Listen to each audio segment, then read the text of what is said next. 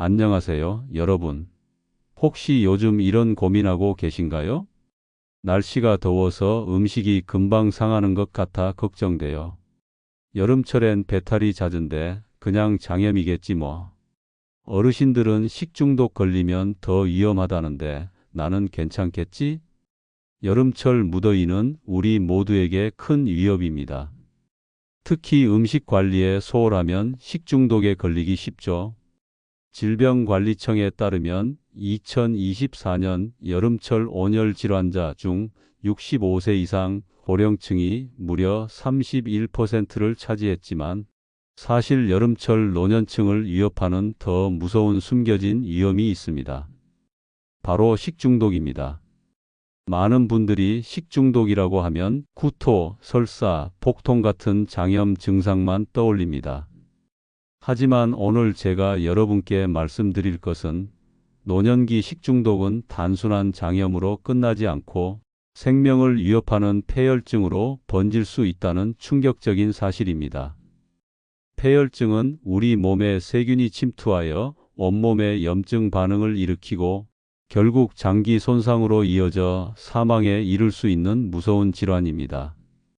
2022년 국내 폐혈증 사망자 수는 6,928명에 달하며 사망률은 10년 전보다 218%나 증가했습니다.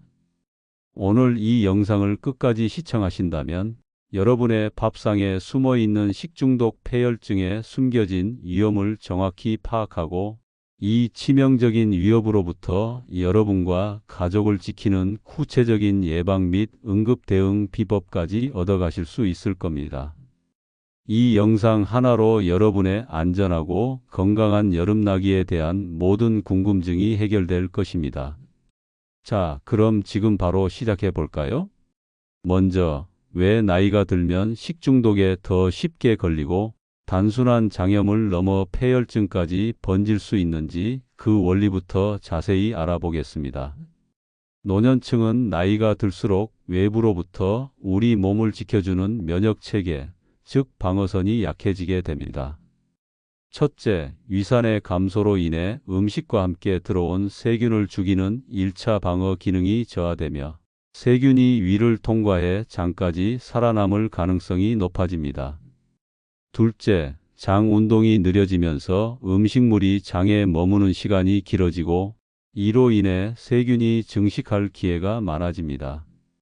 셋째, 면역 세포 기능이 저하되고 세균이나 암세포를 제거하는 대식세포의 활동도 둔해집니다. 넷째, 장 점막의 면역 반응이 줄어들고 장벽이 느슨해지면서 장내 세균이나 독소가 혈류로 침투하기 쉬워집니다. 다섯째, 단백질 부족을 포함한 영양 불량은 면역력을 더욱 저하시킵니다.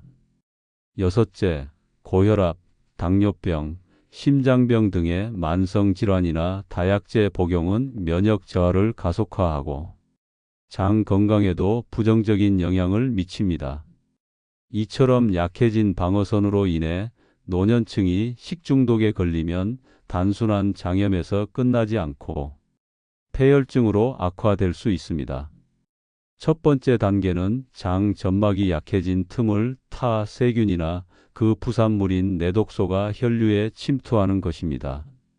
두 번째는 이 내독소가 전신 염증 반응을 유발해 우리 몸 전체에 불을 지르는 기폭제 역할을 하며 세 번째는 이 염증 반응이 통제되지 않을 경우 다발성 장기 부전으로 이어져 심장, 폐, 신장 등 주요 장기에 문제가 생기고 결국 쇼크 상태에 빠져 생명이 위태로울 수 있습니다.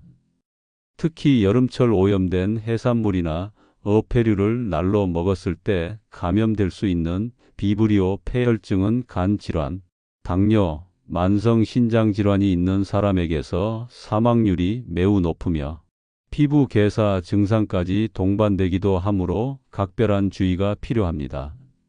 제가 아는 70대 김철우 님도 그랬습니다. 여름철에 입맛이 없다며 냉장고에 있던 남은 반찬을 대충 데워 드셨다고 합니다. 다음 날부터 설사를 시작했지만 그냥 배탈이겠지 하고 대수롭지 않게 여겼죠. 하지만 며칠 후 갑자기 의식이 흐려지고 헛소리를 하기 시작하셨습니다. 병원에 가보니 식중독으로 인한 폐혈증 진단을 받으셨고 중환자실에서 힘든 시간을 보내셨다고 합니다. 김철우님은 식중독이 이렇게 무서운 병인 줄 몰랐다며 놀라셨습니다.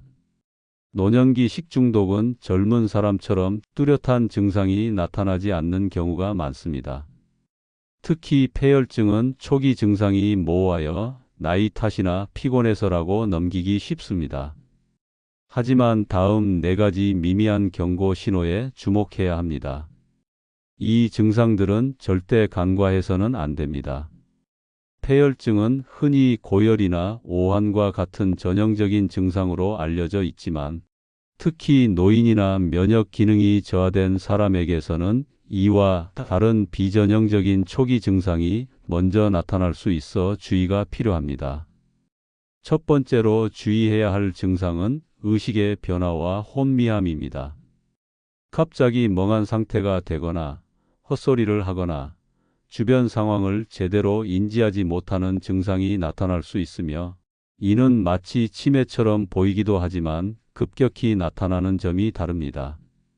특히 노인의 경우 이러한 뇌 기능의 변화가 폐혈증의 가장 첫 신호일 수 있습니다.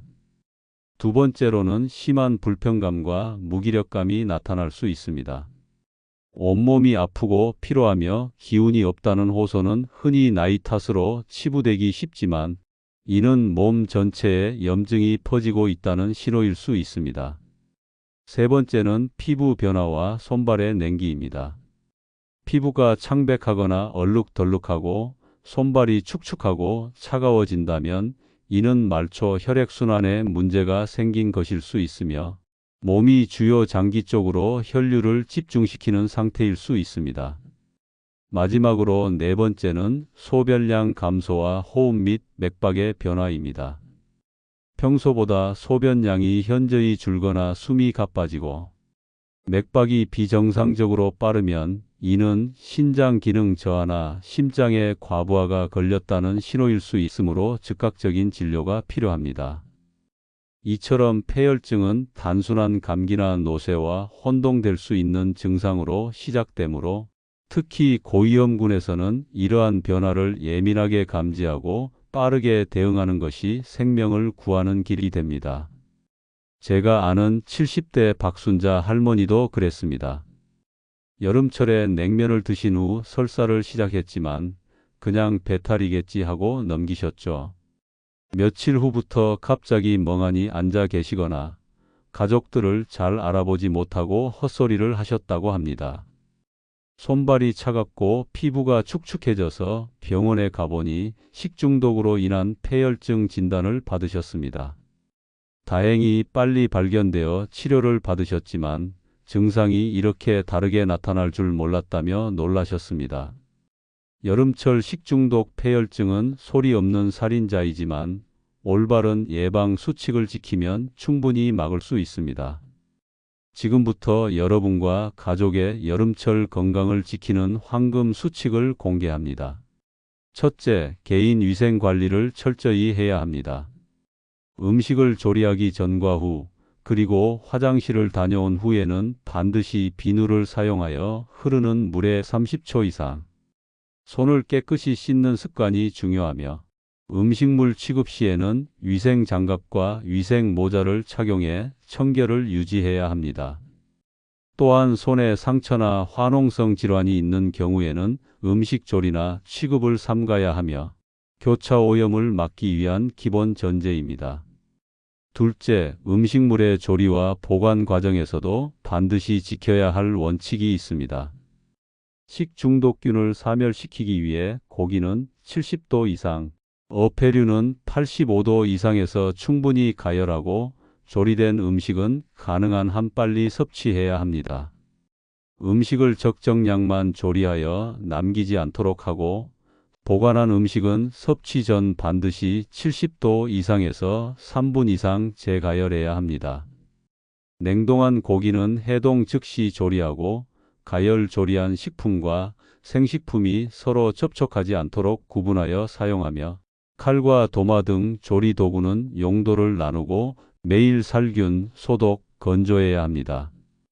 특히 여름철에는 어패류 등 해산물을 날것으로 섭취하는 것을 자제하고 임산부는 연성 치즈나 훈제 및 비가열 해산물의 섭취를 피해야 합니다. 셋째, 식재료의 선택과 관리도 매우 중요합니다. 신선한 식품을 선택하고 생과체류는 살균되었거나 깨끗하게 세척된 제품을 고르는 것이 바람직합니다. 곡류와 채소류는 조리 전에 반드시 깨끗이 세척하고 식품 세척 및 조리 시에는 깨끗한 물을 사용하는 것이 기본이며 물이 의심스러울 경우에는 끓인 물을 사용하는 것이 안전합니다. 특히 지하수를 사용하는 시설은 화장실 등 주변 오염원을 철저히 관리하여 2차 감염을 예방해야 합니다. 제가 아는 60대 박상철 씨는 여름철마다 식중독으로 고생하셨다고 합니다. 하지만 제가 알려드린 식중독 예방 수칙을 철저히 지키기 시작하셨죠. 특히 음식은 무조건 익혀 먹고 남은 음식은 바로 냉장고에 넣고 다시 먹을 땐 꼭 끓여 먹는다는 원칙을 지키셨다고 합니다. 올 여름은 단 한 번도 배탈 없이 건강하게 보내셨다고 합니다. 만약 식중독 증상이 나타난다면 특히 노년층은 단순한 장염으로 여기지 말고 신속하고 올바른 대처가 매우 중요합니다. 가정 내에서 장염 증상이 발생했을 때는 첫째, 빠르게 수분을 보충하는 것이 가장 중요합니다. 구토나 설사로 인해 체내 수분이 급격히 빠져나가 탈수 위험이 높아지므로 끓인 물이나 보리차 1리터에 설탕 4숟가락과 소금 1숟가락을 타서 만든 전해질 용액을 마시는 것이 좋습니다. 시중에서 구입 가능한 이온 음료도 대안이 될 수 있습니다. 둘째, 충분한 휴식을 통해 몸이 스스로 회복할 수 있도록 도와야 합니다. 셋째, 음식 섭취는 소화가 잘 되는 미음, 죽, 과즙 등을 하루 5에서 6회로 나눠 소량씩 먹는 것이 이상적입니다. 만약 식욕이 없고 음식 섭취가 어려운 경우에는 의료기관에서 포도당 정맥주사로 영양을 공급받고 증세가 호전되면 단백질이 풍부한 생선, 육류, 우유, 신선한 야채와 과일 등을 먹는 것이 바람직합니다. 넷째, 설사약은 함부로 복용해서는 안 됩니다. 설사는 장내에 세균이나 독소를 배출하려는 자연적인 반응일 수 있기 때문에 이를 억제하면 병을 더 오래 끌 수 있습니다. 하지만 다음과 같은 위험 신호가 있을 경우에는 즉시 병원을 방문해야 합니다. 먼저 설사가 1일에서 2일 이상 지속되면 탈수와 전해질 불균형으로 악화될 수 있으므로 반드시 진료를 받아야 합니다. 또 폭통과 구토가 심할 경우에는 단순 장염이 아닌 다른 원인이 있을 수 있어 주의가 필요합니다. 열이 높지 않더라도 노인의 경우 미열만 있어도 감염 신호일 수 있으며 특히 대변에 피가 섞여 나온다면 장 점막 손상 가능성이 있으므로 즉시 진료가 필요합니다. 특히 폐혈증이 의심되는 증상은 더욱 위중하므로 신속한 판단이 요구됩니다. 의식이 흐려지거나 멍하고 헛소리를 하는 등 인지 기능 저하가 나타나거나 평소와 다른 심한 무기력감이 있다면 주의해야 하며 피부가 창백하거나 얼룩덜룩해지고 손발이 차며 땀이 나고 소변량이 급격히 줄거나 숨이 가빠지고 맥박이 빨라지는 등의 증상이 보이면 즉시 응급실로 가야 합니다. 이러한 응급 신호를 놓치지 않는 것이 생명을 지키는 중요한 열쇠가 됩니다. 이러한 증상들이 나타난다면 즉시 119에 신고하거나 응급실을 방문해야 합니다.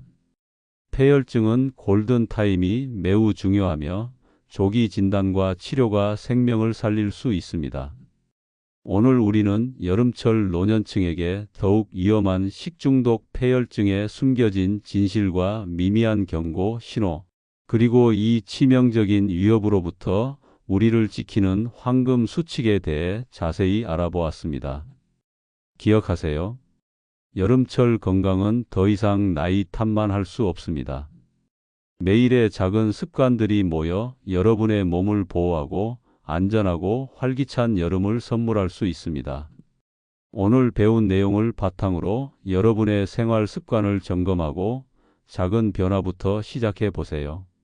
손 씻기, 음식 철저히 익혀 먹기, 날것 섭취 자제, 음식물 위생적으로 보관하기, 그리고 미미한 증상이라도 절대 간과하지 않고 즉시 병원을 찾는 것만으로도 여러분의 여름은 놀랍게 변화할 것입니다. 올 여름 식중독 걱정 없이 건강하게 보낼 수 있어요. 여러분도 이렇게 말할 수 있습니다. 여러분의 작은 변화가 여러분의 건강을 지키고 더 나아가 건강하고 활기찬 삶을 선물할 것입니다. 이 영상이 여러분의 여름철 건강 여정에 도움이 되셨기를 바랍니다.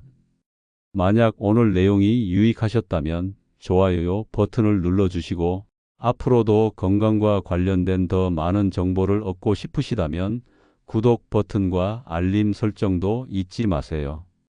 여러분의 소중한 의견과 경험을 댓글로 공유해 주시면 다른 분들에게도 큰 힘이 될 것입니다. 다음 영상에서는 더욱 유익한 정보로 찾아뵙겠습니다. 여러분의 건강하고 활기찬 삶을 응원합니다. 감사합니다.